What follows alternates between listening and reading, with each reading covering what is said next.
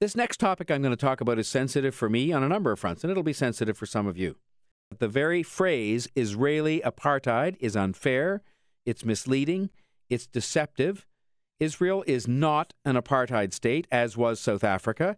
The differences are stark, and yet those who promote the whole Israeli apartheid thing are trying to stain and brand Israel with the South African poison of the past. Now enter the Pride Parade, which I have marched in with pride many times and will continue to march in with my family. I do so because I celebrate the fact we have a lesbian, gay, bisexual, transgender community which contributes so much to the fabric and dynamism of our community. And I've done so and I will continue to do so because I celebrate the triumph of human rights over narrow-minded thinking and discrimination. And I do so because I think the Pride Parade itself is a celebration, a happy celebration of those things and more, not some collection of battling factions seeking attention for their point of view. You haven't heard me saying anyone should forcibly try to stop someone from holding an event called Israel Apartheid Week. I do think it is over the line in terms of what people should be doing or saying. It is accusing a country and a whole population of people of running a vile, racist regime where everyone and everything are segregated. Remember what South Africa was: black-only beaches, black-only buses, black-only healthcare facilities, black-only schools, and white-only of all those same things as well. That's not going on in Israel. It just isn't. That's a fact. So back to the Pride Parade again. Why are the organizers of this celebration, this wonderful celebration, allowing this whole situation to turn that celebration into a foreign policy political slugfest? They say, oh, don't worry about it. We'll let pro-Israeli groups into the parade too.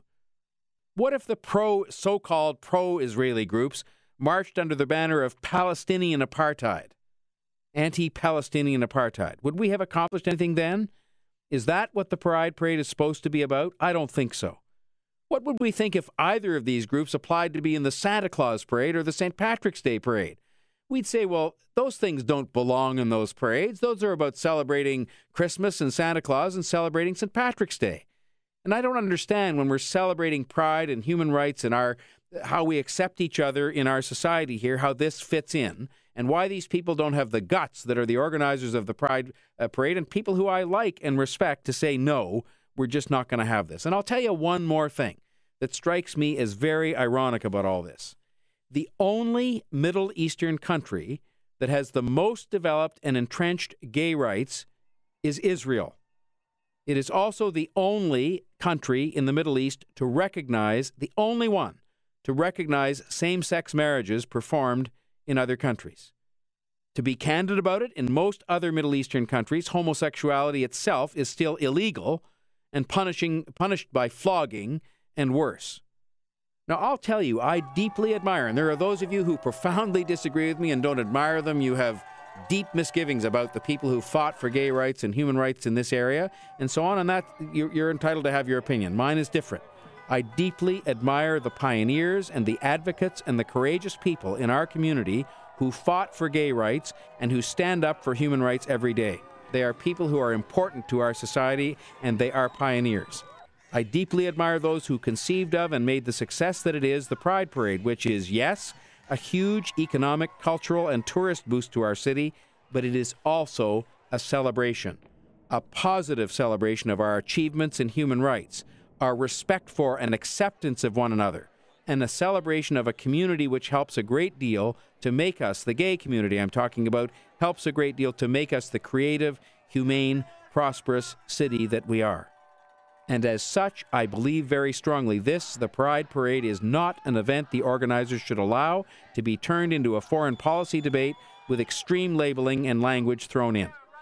The use of the word apartheid connected to any nation, any nationality, any religion or group may or may not cross the criminal code legal boundary. I don't know about that.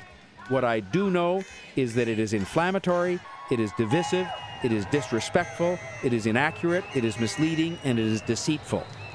I don't associate things like that with the Pride Parade or the gay community or its leadership.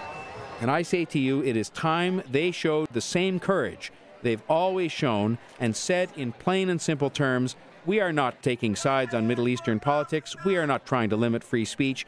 We are just saying there is no place in the Pride Parade Day for this kind of thing. There are a million other places on that day or any other day where you can go and do your thing and protest anything you want about Middle Eastern policy. But on this day, in that city, at this big event, the Pride Parade, which is a celebration, it's not happening. It's not happening. That's what they should say. That's what they should have the courage to say. And I'm calling on them to do that as people I admire and I like and who I support in what they're trying to do, both in terms of the policy and in terms of the event. Don't let it get ruined by people because you're too afraid to stand up and do what you know to be the right thing.